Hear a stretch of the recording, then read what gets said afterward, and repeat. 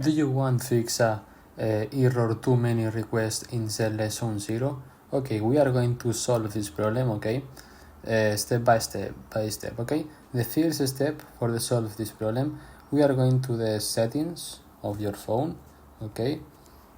And in Android, okay, you go to the section apps and go to the iPhone, okay?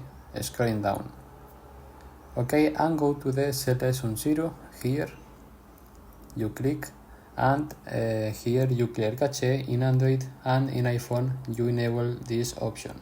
The second step, we are going to the App Store or Play Store, okay, and here in the search you search Zenless Zone Zero, okay, here you search and you wait and you click to Zenless Zone Zero, and if you have a button update, you update the game and you solve the problem. Bye bye.